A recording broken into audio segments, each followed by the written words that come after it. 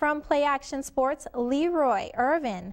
Thank you for coming out today. Handshake. Thank you for I got a hug earlier. So, you're telling me everything sports. Okay, yeah. I want to know what's going on. There's so much going on. You have football season getting ready to kick off. You just have, and I know some people are going to laugh about this, but games like Madden came out. Hysteria, 900,000 copies sold in just 24 hours. So that's going on. You got players like Rajon Rondo from the Celtics talking about in 7 to 8 years, he'll be the best point guard in Celtics history. Really? Hey, I mean, it wasn't that boastful. He was humble, but for the most part, he said, yeah.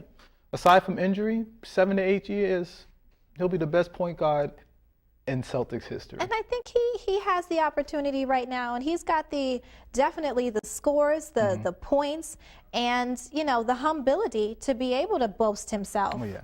Definitely. He has the heart. He has the heart more than anything else. So we'll see what happens, but he's a great player to watch, and I can't wait to see if he fulfills this prophecy of his. Okay. So I did a little research of my own, and I found out some news about Kobe Bryant. Oh, what's going on with him? Kobe Bryant, Kobe Bean Bryant. Kobe Bean. Kobe Bean is now the highest paid player in the NBA. He signed a 2-year deal with the Lakers, which I know I'm a Celtics fan, but I have to say this, I think the Lakers are the best organization in the NBA throughout their history. Sorry, folks. But $58 million, I believe, a $58 million 2-year deal. He gets 27.9, I believe it is, 27.9 next year, this coming season.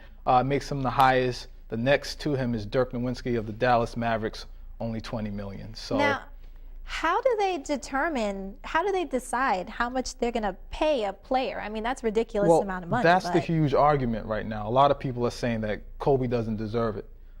Yes, he is a great player, but he's on the downside of his career. It is what it is. I tend to look at it like this. He's a great leader. And you have players like Paul Gasol, and you also have to remember they just got Dwight Howard. They have Steve Nash at the point guard.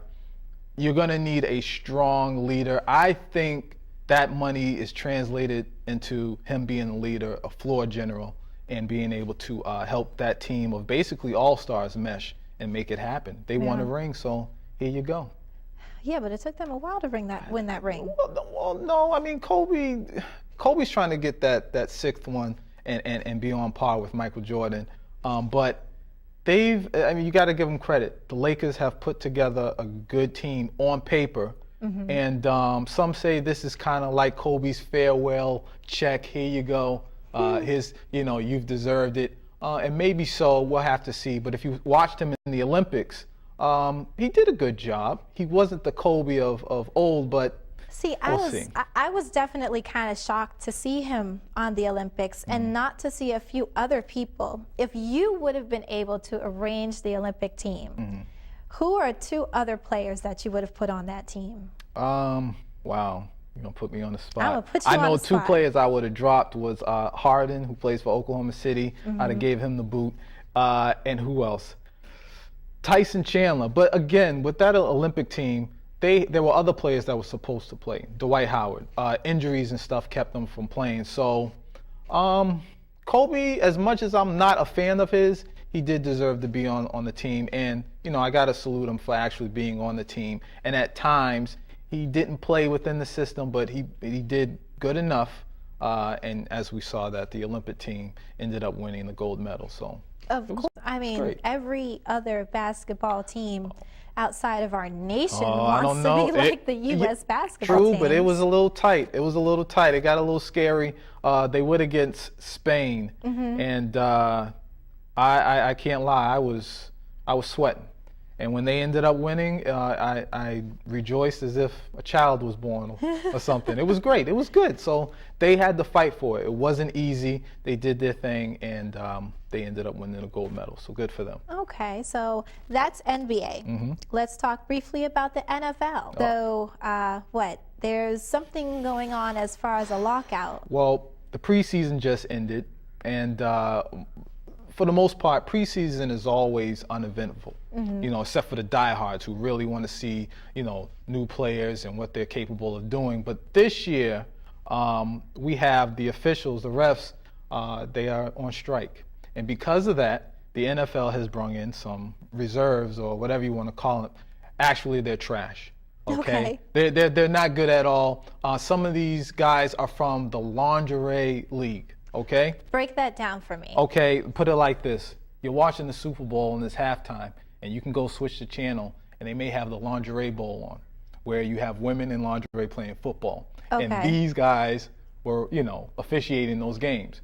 And not it's all a real of them. game. Not all of them. It's a real game. It's a real game. The lingerie. Yes. Okay. It's a real game. But they have some of the officials, some of the refs, doing NFL games. And it's going to be, so far, they say in the first week, they're going to keep these refs and use them.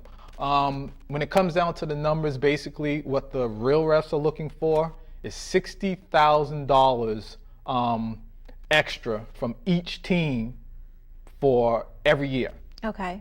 And I think it comes out to like an extra $2 million or so, and the league is holding out. A lot of fans, a lot of the professionals are saying this is crazy. This doesn't make sense. You have a great product in the NFL, the best in the United States, and you're willing to risk so it is this by not somewhat paying of like these.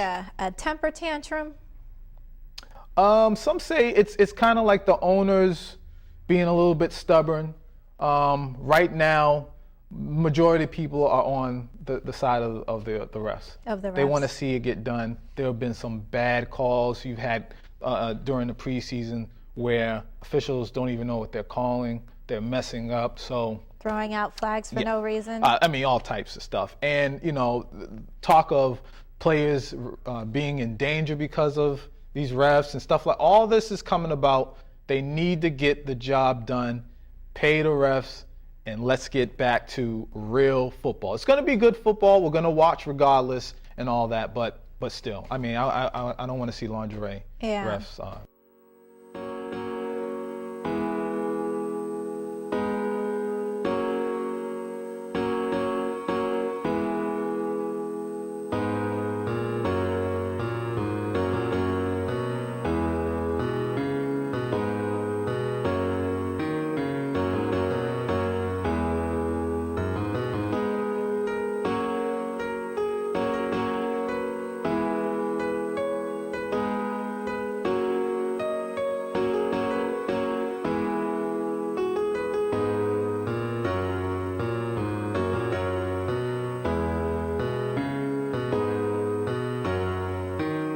I used to tell the kids, what does reading mean?